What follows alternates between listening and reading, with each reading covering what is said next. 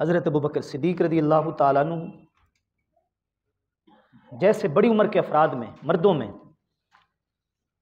سب سے پہلے اسلام قبول کرنے والے ہیں نا، کلمہ پڑھ لینے میں وہ صرف اول نہیں ہے، وہ ہر خیر اور ہر نیکی میں اول ہے۔ اور میں یہاں پر ایک اہم بات آپ سے عرض کروں کہ یہ ان کا کلمہ پڑھ لینا سب سے پہلے کوئی محض اتفاق نہیں تھا کہ جی سب سے پہلے کسی کو پڑھنا تو ہے ہی ہے، ابتدا تو ہونی ہے، کسی سے بھی ہو جائے نہ، سب سے پہلے ان کا کلمہ پڑھ لینا یہ نگاہ قدرت کا انتخاب تھا۔ سب سے پہلے کلمہ بھی وہ پڑھے جس کی شخصیت، جس کا کردار، جس کی سیرت مکہ والے پہلے ہی جانتے ہوں کہ کس طرح کے لوگ اس مذہب کو قبول کر رہے ہیں۔ ہاں یہ بات بھی یاد رکھے، دین اسلام اپنی عظمت کے لیے شخصیات کا محتاج نہیں ہے، شخصیات خود دین اسلام کی محتاج ہے۔ شخصیات دین کو قبول کر کے معزز بنتی ہیں، دین شخصیات کی وجہ سے معزز نہیں بنتا، دین تو پہلے سے معزز ہے، جو دین کے دامن میں آئے گا عزت پا جائے گا، دین تو پہلے سے ہی معزز ہے، پہلے سے ہی محترم ہے۔ لیکن ابوبکر صدیق جیسی ہستیوں کا بغیر کسی معجزے اور دلیل طلب کیے آپ علیہ الصلوۃ والسلام کا کلمہ پڑھنا، دین کو قبول کرنا، یہ مکہ کی سماجی فضا کے اوپر بڑا اثر رکھتا تھا، کیونکہ حضرت ابوبکر صدیق رضی اللہ تعالیٰ عنہ کی سچائی، دیانت اور ان کا حسن کردار کلمہ پڑھنے سے پہلے بھی اہل مکہ کے درمیان مشہور و معروف تھا۔ جب انہوں نے کلمہ پڑھا تو جن کی فطرت اور طبیعت میں حق کو قبول کرنا پایا جاتا تھا، ان کو ایک حوصلہ ملا کہ ابو بکر جیسی ہستی نے اگر دین اسلام کو قبول کیا ہے تو اس کا مطلب یہ ہے کہ یہ فیصلہ برحق فیصلہ ہے۔ یہی وجہ ہے کہ حضرت ابوبکر صدیق رضی اللہ تعالیٰ عنہ کے ساتھ جو اٹھتے بیٹھتے لوگ تھے، جو ان کے خاص رفقا تھے، جو قریبی ساتھی تھے، ان میں حضرت سعد بن ابی وقاص تھے، ان میں حضرت طلحہ تھے، ان میں حضرت عبد الرحمن بن عوف تھے، ان میں حضرت زبیر بن عوام تھے، اور حضرت عثمان غنی رضی اللہ تعالیٰ عنہ مجمعین جیسی ہستیاں تھے۔ یہ جو رفقا تھے، حضرت ابوبکر صدیق رضی اللہ تعالیٰ عنہ کی دعوت کے اوپر انہوں نے بھی فوری اسلام قبول کر لیا تھا، کیونکہ وہ اپنے دوست کو جانتے تھے کہ ہمارا دوست کیسا ہے۔ جب دوست ابوبکر صدیق جیسا ہو تو اس کا فیصلہ بھی تو پھر ویسا ہی ہوگا۔ وہ کہتے ہیں نا کہ a man is known by the company he keeps، آدمی اپنی صحبت سے پہچانا جاتا ہے۔ لا تسل عن المرء وسل عن قرینہ فإن القرین بالمقارن یقتدی، عربی زبان کا ایک شعر ہے۔ کسی آدمی کے بارے میں تجھے پوچھنا ہو نا کہ یہ کیسا ہے، براہ راست اس سے نہ پوچھ، اس کے دوستوں کو دیکھ، کیونکہ ایک دوست دوسرے دوست کی پیروی کرتا ہے، اگر اس کے دوست اچھے ہیں تو پھر اس کو اچھا سمجھ۔ ہم تو بڑے جذبات میں کہے جاتے ہیں نا، سارے صحیح ہر طرح دے یار ہیں، نمازی یار ہیں تے شرابی یار ہیں۔ وہ اچھائی کا رنگ ہمارے اندر آیا نہ آیا وہ تو بعد کی بات ہے، برائی بڑا جلد اثر پکڑتی ہے، وہ رنگ ضرور آ جائے گا، اللہ اپنی امان میں رکھے۔ بہرحال تو حضرت ابوبکر صدیق رضی اللہ تعالیٰ عنہ جیسی شخصیت کا سب سے پہلے اسلام قبول کرنا یہ ایک بہت بڑا مسلمانوں کے لیے اعزاز تھا۔ ایک قبیلے کا سردار تھا ابن داغینہ اس کا نام تھا، بخاری شریف کے اندر یہ روایت موجود ہے۔ جب حضرت ابوبکر صدیق رضی اللہ تعالیٰ عنہ لوگوں کے کم ظرفی کی وجہ سے تھوڑا کنارہ کرنا چاہ رہے تھے اور مکہ کو چھوڑنا چاہ رہے تھے،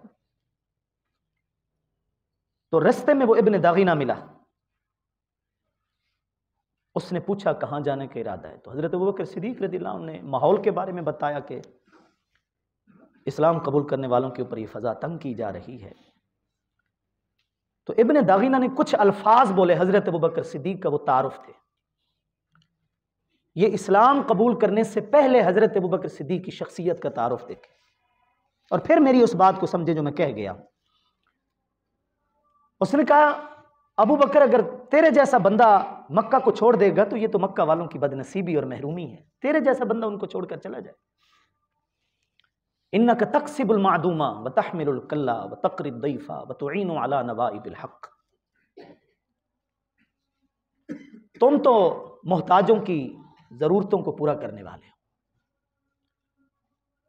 تم تو مہمان نواز ہو، تم تو پریشانیوں میں آگے بڑھ کر لوگوں کی مدد کرنے والے ہو. تم جیسے بندے کو بھی مکہ میں نہیں رہنے دیا جا رہا.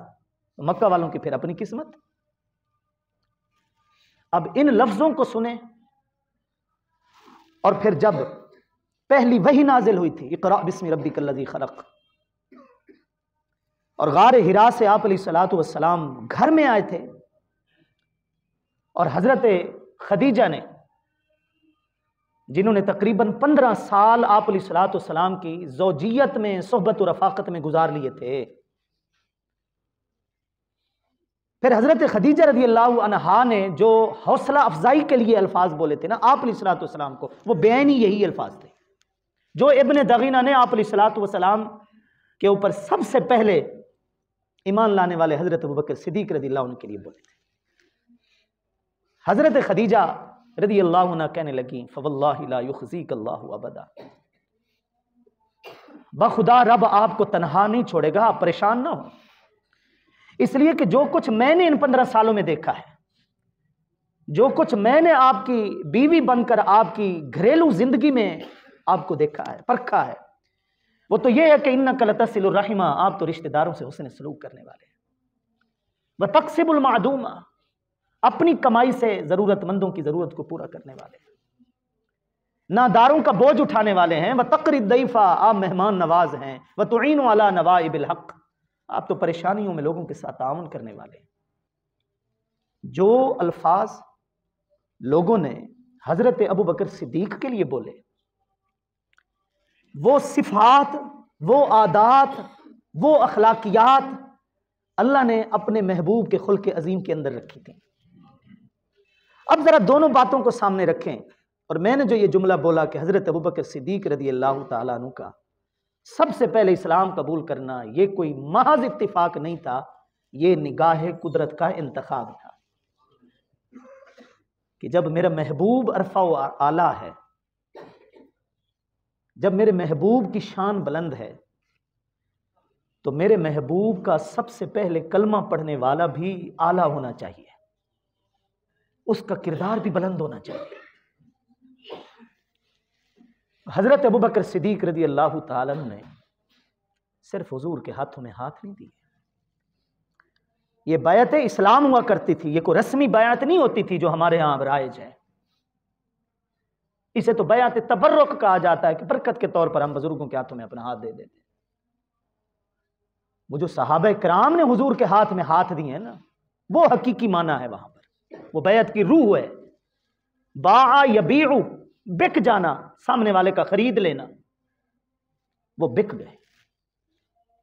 اور یوں بکے جسے آپ تن من دھن بیچنا کہتے ہیں، کچھ بھی اپنے پاس نہیں بچایا. اور دین اسلام نے انہیں خریدا، اللہ نے انہیں خریدا، اللہ کے محبوب نے انہیں خریدا. اور ان بارگاہوں میں بھی وہ ایسے بکے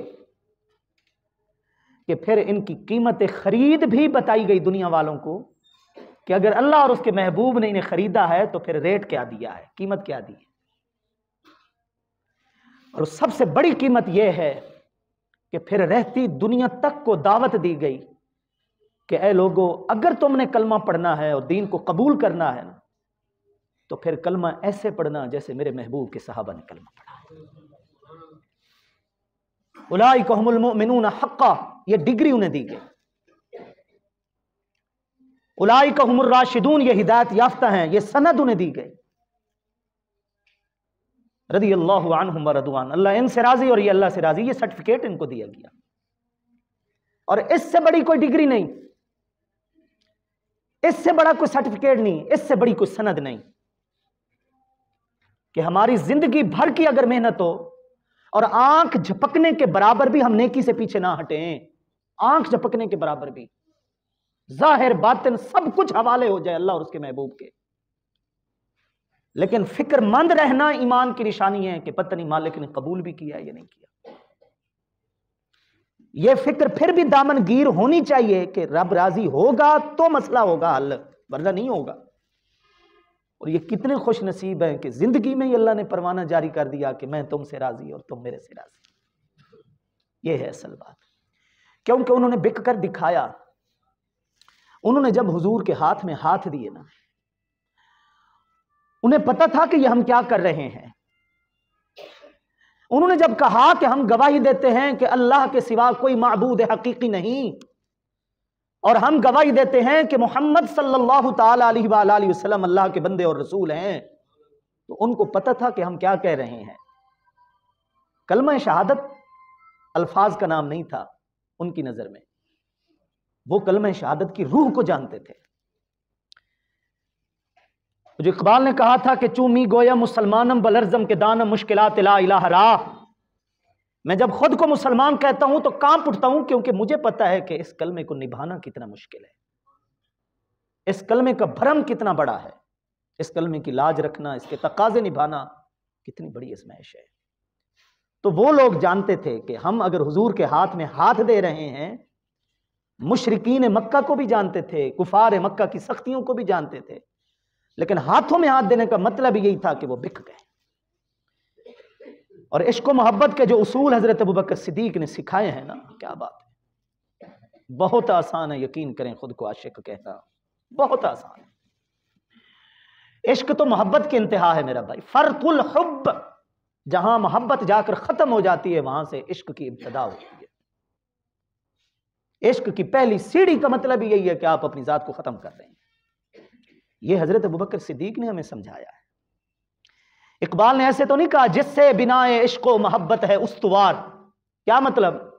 کہ عشق و محبت کی جو بھی دیوار ہے، عشق و محبت کی جو بھی تعمیر ہے، عشق و محبت کی جو بھی عمارت ہے، اس کی اگر بنیادیں مضبوط ہیں، اس کی اگر پختگی ہے، تو وہ ابوبکر صدیق کی ذات ہے. جب حضرت ابوبکر صدیق رضی اللہ عنہ کے کانوں میں یہ الفاظ پڑھے نا کہ حضور فرما رہے ہیں کہ جتنا نفع مجھے اور میرے دین کو ابوبکر کے مال سے ہوا ہے، اتنا کسی اور کے مال سے نہیں ہوا. یہ جب سنا نا حضرت ابوبکر صدیق رضی اللہ عنہ، ما نفعنی مال احد قط ما نفعنی مال ابی بکر، یہ جب سنا نا، دو جملے بولے حضرت ابوبکر صدیق رضی اللہ عنہ. آپ یقین کریں ان دو جملوں میں پورے کا پورا دین سمٹا ہوا ہے.